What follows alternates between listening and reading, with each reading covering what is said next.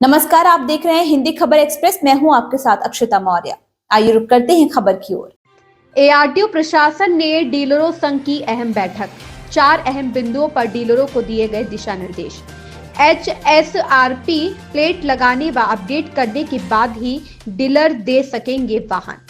कानपुर में एआरटीओ प्रशासन आलोक कुमार सिंह ने परिवहन आयुक्त द्वारा जारी दिशा निर्देश के क्रम में गुरुवार को संभागीय परिवहन कार्यालय में डीलरों के साथ बैठक की। बैठक में उन्होंने डीलरों को 4 बिंदु पर विशेष रूप से कार्य करने के दिशा निर्देश दिए। एआरटीओ प्रशासन आलोक कुमार सिंह ने बैठक में 4 बिंदुओं के बारे में बताते हुए कहा कि दर्पण पोर्टल पर प्रदर्शित हो रही पेंडेंसी के संबंध में समस्त डीलर को डीलर पॉइंट रजिस्ट्रेशन व्यवस्था के अंतर्गत निर्धारित SOP के तहत समस्त पंजीयन पत्रों को पूर्ण करके सावधानी पूर्वक वाहन 4 से डाउनलोड किए गए फॉर्म 20 पर वाहन स्वामी के हस्ताक्षर और फोटो और यदि वाहन पर फाइनेंस चढ़ा है मोहर व हस्ताक्षर की प्रक्रिया पूर्ण करने के बाद ही उसे अपलोड करें। दूसरे बिंदु के संबंध में दिशा निर्देश देते हुए कहा कि वाहन की डिलीवरी तभी हो जब वाहन में हाई सिक्योरिटी नंबर प्लेट लग जाए और पोर्टल पर अपडेट हो जाए, तभी वाहन को उसके स्वामी को सौंपा जाए। तृतीय बिंदु के बारे में उन्होंने डीलरों से कहा कि समस्त डीलर वाहन बेचने से पूर्व वाहन खरीदने वाले व्यक्ति को सड़क सुरक्षा के विषय में जानकारी देंगे। 2 पहिया वाहनों स्वामियों को हेलमेट के बारे में और 4 पहिया वाहन स्वामियों को सीट बेल्ट के बारे में जानकारी देते हुए इससे जुड़े फोटोग्राफ परिवहन कार्यालय द्वारा संचालित डीलर ग्रुप पर प्रस्तुत करना होगा। चौथे बिंदु पर उन्होंने इलेक्ट्रिक व्हीकल सब्सिडी के संबंध में समस्त डीलर को परिवहन आयुक्त से जारी नई गाइडलाइन के संबंध में अवगत कराते हुए कहा कि आने वाले समय में वाहन की EV इलेक्ट्रिक व्हीकल सब्सिडी हेतु आवेदक स्तर से आवेदन की प्रक्रिया पूर्ण करने के साथ डीलर स्तर पर कार्यवाही के बाद कार्यालय स्तर पर ही उसका निदान होगा। उत्तर प्रदेश परिवहन आयुक्त कार्यालय से जल्द ही SOP मानक संचालन प्रक्रिया जारी करने के साथ ही इस व्यवस्था को लाइव किया जाएगा और समस्त डीलरों को प्रशिक्षण भी दिया जाएगा। किशोर मोहन गुप्ता की रिपोर्ट। एआरटीओ प्रशासन कानपुर नगर आज मेरे समक्ष कानपुर नगर के सम्मानित वाहन विक्रेता डीलर्स मेरे समक्ष बैठे हुए हैं। जैसा कि मुख्यालय के निर्देश के क्रम में TC महोदय के निर्देश के क्रम में एक बैठक आहूत की गई।